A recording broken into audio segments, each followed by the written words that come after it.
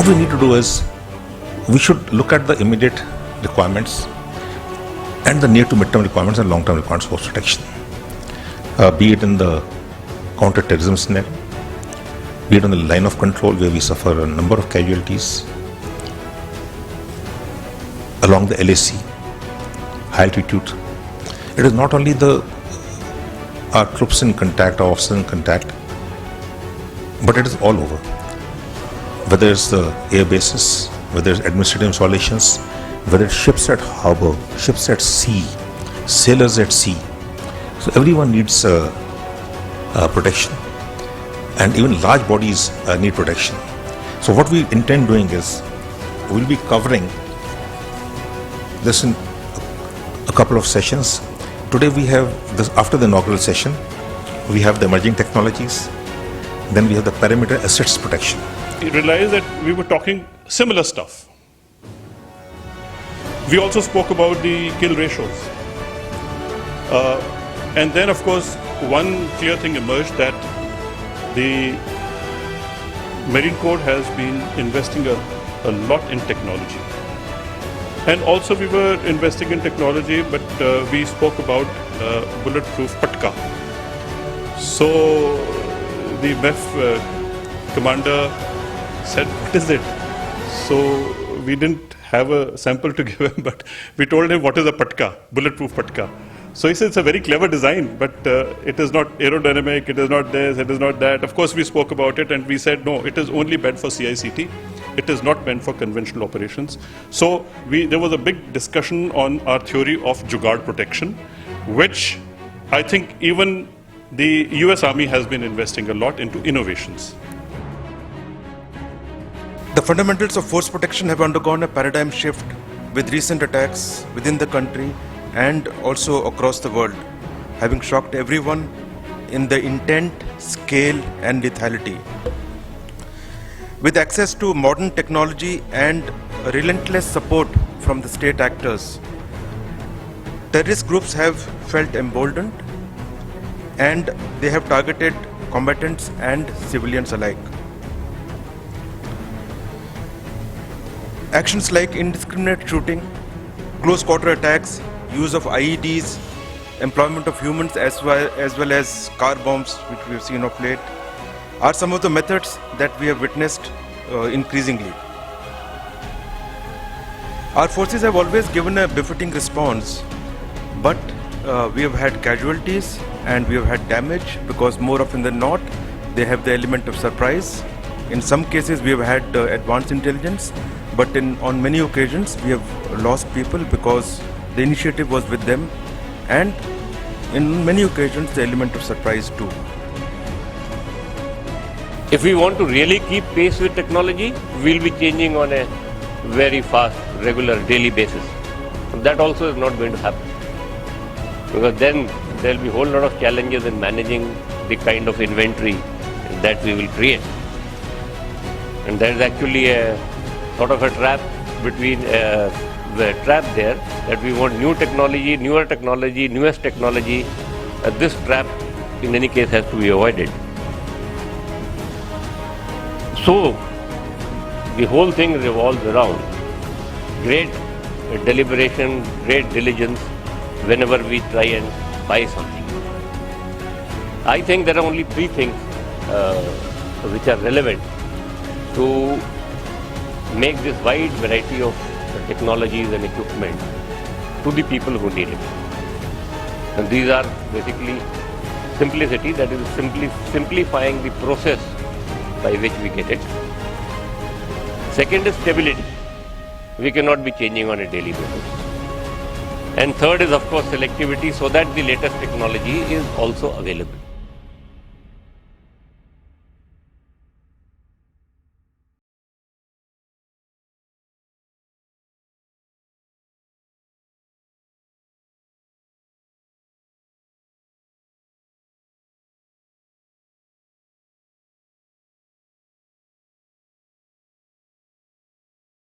Whenever I think of force protection, I echo the sentiment of Deputy Chief General Panu when he said, it's all about intelligence and synergizing intelligence and communication and synergizing the communications. The case in point is that lady who was caught at Zara outlet in Ambience Mall.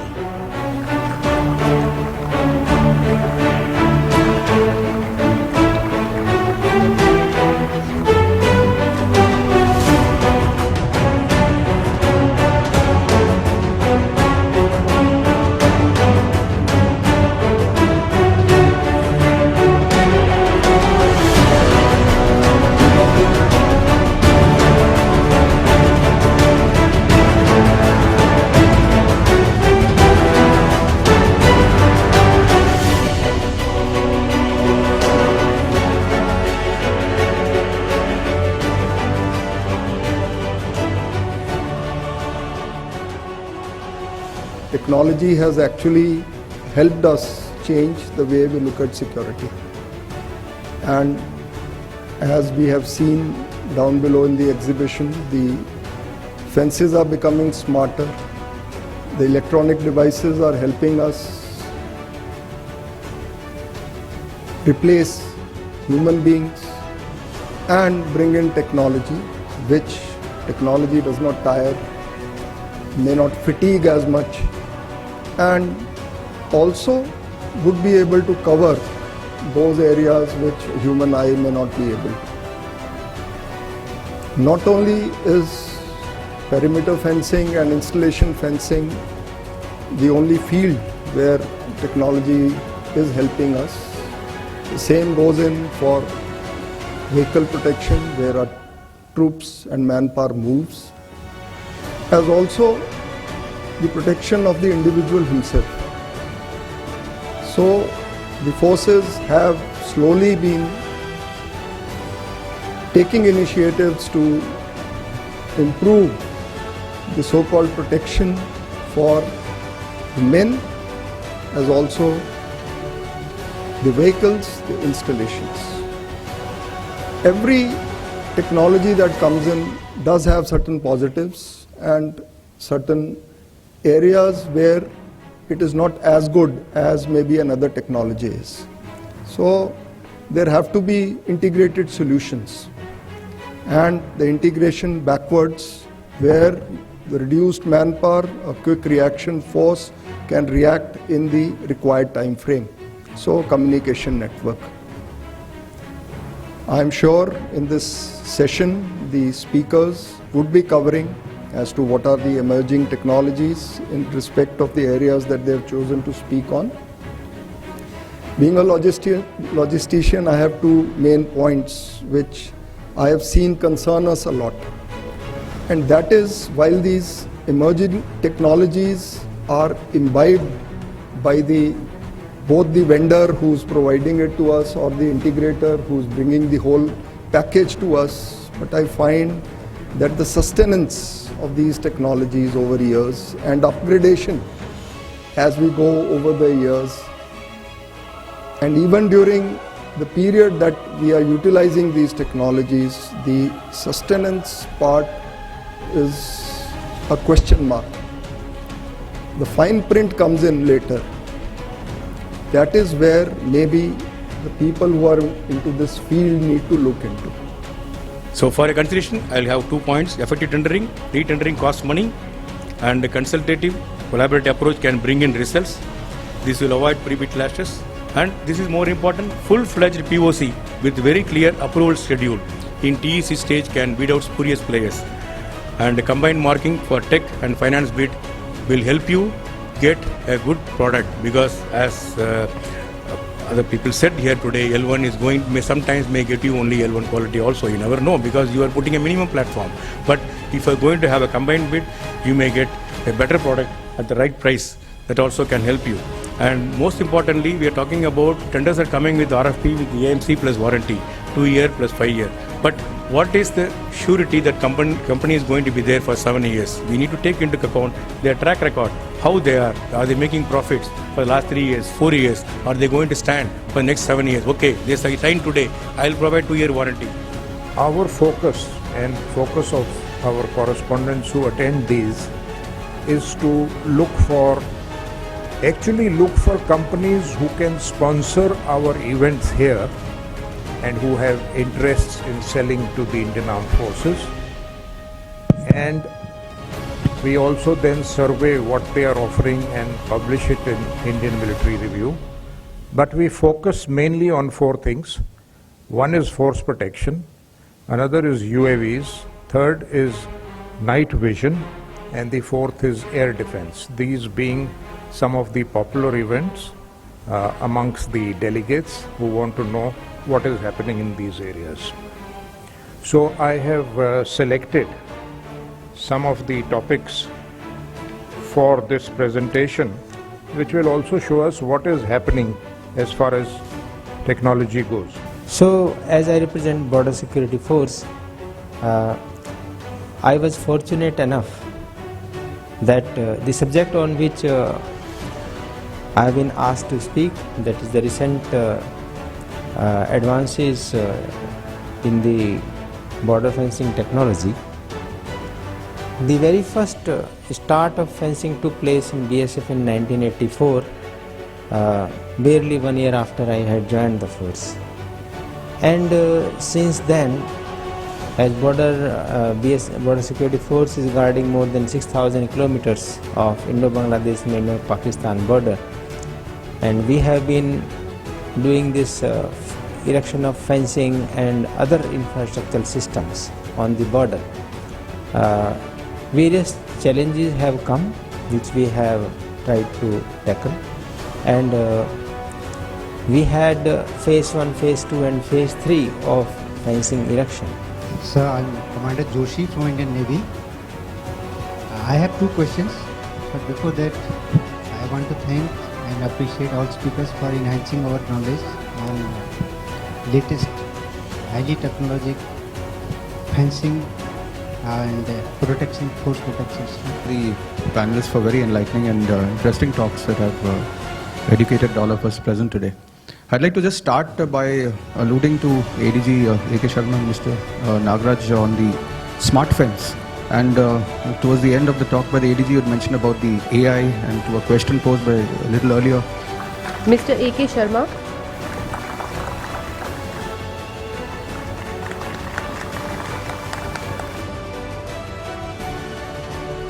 Over the last 3 decades, the modus operandi of the terrorist has grown more bold. It is becoming more and more unpredictable and violent, starting from feline attack, from IEDs, to car bombs, to human bombs, to even to the extent of using a commercial airliner as a bomb. If you notice, the most worrying aspect is the unpredictability and surprise, both in terms of time, weather, day-night conditions, and so many other things.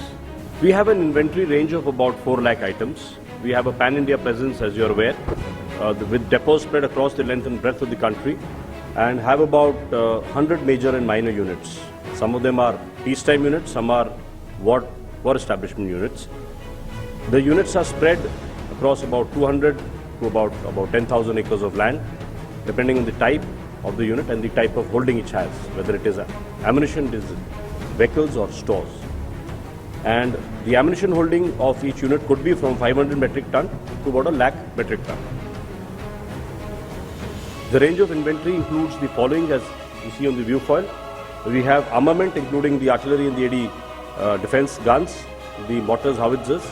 We are basically inventory managers and warehouse managers of these particular items. Rocket launchers, small arms. In ammunition, we have missiles of all variants, the artillery ammunition and bombs, tank ammunition, small arms, and we have a growing inventory of aviation stores, which includes the spares for the Cheetah and the Chetak, the ALH, the UAV, and now, of course, the Apaches, which would shortly be coming. Let us go back to our security arrangement of IF bases, the topic for the day. Almost all the stations has a perimeter fence or a wall by now.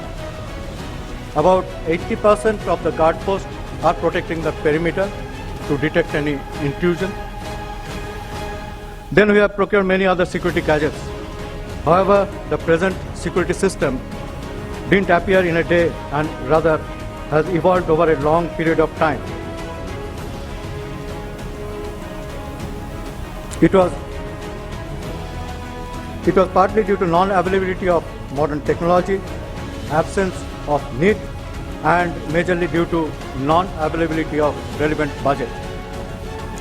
I'll try to simplify the evolution of security system in Indian Air Force, and I have divided into 3 phases. The first phase, I take it from inception 1932 to 1990. Military assets in the open are highly vulnerable today for want of temporary fences. Our defensive capability needs to also match our offensive capability, and the defenses need to be upgradable given the adaptive behavior of terrorists. The need of the hour is the current situation demands multiple layers of passive and active barriers, sensors, etc., a combination of it. They are prohibitively expensive and involve recurring costs in maintenance, calibration stuff. Detection devices alone cannot deter or restrain determined intruders. Electric fences, they fall in a category called as punishing smart barriers because they inflict pain. It's not something just like a detection thing. Electric fence alone has the potential to deter, detect, delay and deny entry without drawing blood. Moving on to security of establishments, much like what the Air Force has done and what was spoken of, we've also followed similar contours as the Air Force. Some of the key measures taken in the last few years include risk categorization, development of various types of SOPs. We've worked quite a bit on standardization of security measures, and those include for construction and layout of naval bases. And we've also promulgated various templates for various bases. Audits are being undertaken regularly at all naval bases to identify voids, and these are being the observations are being monitored and remedial measures implemented. There's been a significant augmentation of security-related works in the last few years, and we've significantly enhanced procurement of security-related equipment. A prospective plan for 5 years is already being implemented. Technological advancement has become the driving factor for security forces, manning international borders or deployed in internal security. CRPF has been at the forefront of the internal security for close to 2 decades. It is dealing with naxalites in the left-wing extremism region, terrorism and tough and unique kind of land order situations in J&K, and of course insurgency in any region. Besides this, CRPF is the designated force coordinator for all state police organizations and central armed police forces for election duties. Also, Rapid Action Force, the lead force to tackle riots, is a unit of CRPF only. The main features of our system, like we are making invisible fans between a TX and the RX, and the range of the system can go up to 500 meters, and we are having a 2-tier security along with the alarm. The camera is also there. As there will be some interruption, the camera will be on. And it is a event triggered video recording. Recording will start only when the laser fans is cut. The system can operate day and night, and we are having the PRF coding for securing the system. And about connectivity, we are having the LAN connectivity in our system. We can put our system on the existing LAN. We can integrate our system with the optical fiber or the RF, like GSM, Wi-Fi, LoRa, long range RF. The alarming signal can be hooter, floodlight, blinker, as per the user choice. And we are also giving one a triggering signal so that the external device can be triggered through our system. Air Commodore P.K. Ghosh, Mr. George Epin,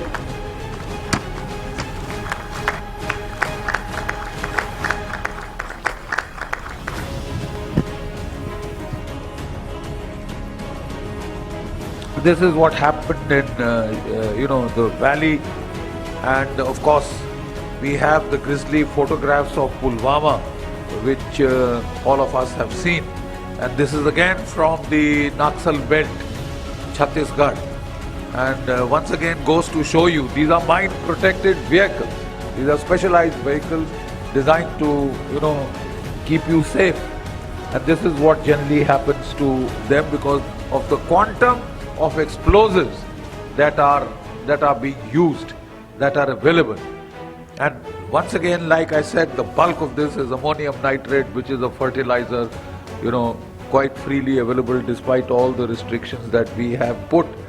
The simple fact is, it had started, I think, in a very big way, the usage of IEDs in Sri Lanka. And I still remember that the boys of the IPKF preferred to walk, not on the roads, but on tracks and on compass through the jungles to avoid this kind of getting mangled up, this kind of a fate. The challenges a soldier faces in the operation, be it conventional and sub-conventional, and what are the requirements we are looking at, the soldier protection, in the field of soldier protection. So these are the domains. Incidentally, these are all domains I deal in also as part of the infantry modernization. So survivability directly, obviously, is towards protecting the soldier, but all other domains, whether it is target acquisition, that is equipping soldier to look at long ranges, and also giving him night enablement and night visibility, also contributes towards the same. Similarly, situational awareness, whether connecting the sites, giving him fire control measures, communication, and sort of a battlefield management overview where he is able to see what's going to come and take decisions accordingly, also does contribute. And lethality, obviously, when he's having those kind of weapons which protects him against the adversary. Topic of force protection. Before I begin, let me digress a little bit from the topic. Talking of the boot anti-mine, I'm from engineers. So we were involved in Parakram. I was part of a med brigade and we did a lot of mine laying. And then ultimately after a year when not much happened, after too much of talk and everything, so then we went about demining. And I was the OC for engineers squadron. Engineers squadron is a small entity, about 6-7 officers, 350 odd men. So we were to start off with the demining and we had laid lots of anti-mines, anti-personnel, anti-tank, whole lot of them. So when it came to demining, naturally the officers have to lead, otherwise the men will hesitate a little. Then like a good soldier, I got those boot anti-mine and I strapped them on. I said, now let's start. We were in the area of Jaisalmer. And they were so heavy that after walking for 50 meters, I said it's best to let my foot get blown off rather than, drudge along in this. So ultimately I removed them. I went ahead, took out a prodder. So I can only say that when it comes to the design of these boots, it's not so easy. So similarly, the readiness for a event of a chemical or a biological emergency is something what we are going to see. Preparedness or readiness is something very similar to what is called perception. Your perception on your thought of this idea is very important in this area. So this is to begin with the chemical and biological emergency. Just to give a brief on what is it. It is the release of a hazardous chemical or a biological agent into the environment posing severe threat to people's health. So there are two scenarios. There are unintentional, like accidents in industries or in laboratories, or intentional, where terrorist activities or military operations among the nations.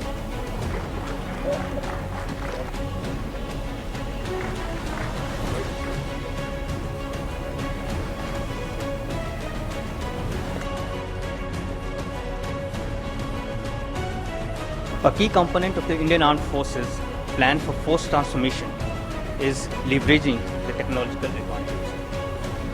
In order to drive the asymmetric benefits out of the technology, niche and disruptive technologies or disruptive means will have to be explored.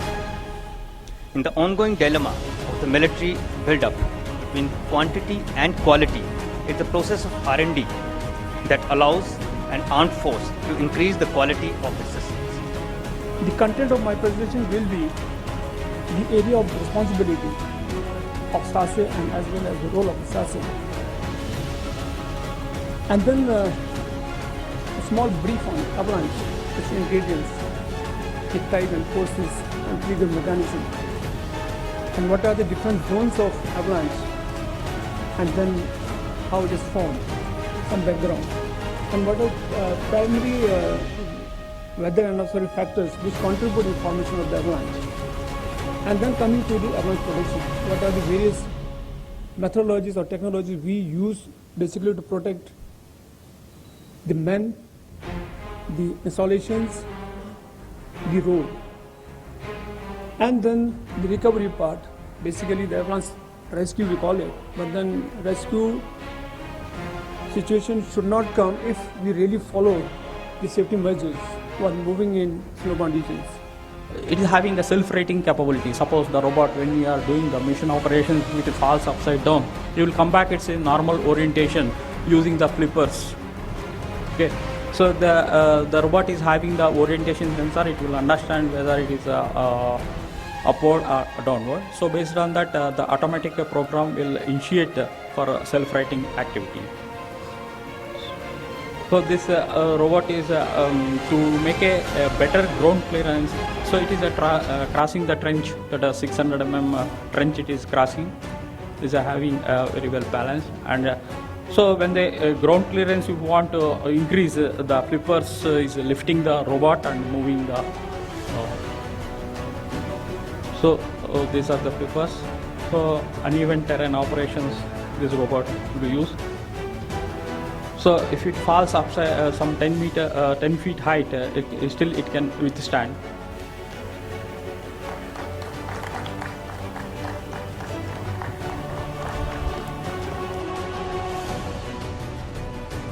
IEDs are the perfect weapon of choice for insurgents, militants, and terrorists purely because of their efficiency, their simplicity, the minimal cost, and the large yields that they accrue. Huge casualties, accessibility to the technical information on the internet, easy availability of the explosives, that is chemicals, effortless concealment, and the accurate targeting. Gaining experience in op power, possibly for the first time in an operational dimension, and later during the CIO operations in J&K and Northeast. The Indian Army has drawn valuable lessons over the years and has continuously looked at improving its counter-IED response and refinement of drills, and it is still ongoing. While the IEDs are one of the biggest threats to troops during the conflicts, the greater threat today is losing the lessons that we have learned over the years. If a CBRN effect can be coupled up with some kind of IED, it can cause some kind of whack or a psychological impact in the minds of the people. We all need to know about this threat and our capability, which can be enhanced by use of latest technology and the counter-IED equipment, which was amplified by General Arora yesterday in session 1. We need to train the men behind the machine and to keep his morale high and super high. A special mention to Dr. Murali Krishna, DRDO, who has explained large number of unmanned platforms which can be well used in countering IEDs and saving lives. We can see on this slide you have the drone swarms, the hand-launched aero model, as you can see, the quadcopter typical seen in most of the weddings and photographic sessions, and then the Reapers and the Predators. So I would very quickly now highlight on these issues: maturing techs, threats, countermeasure techniques, defeats, and trends.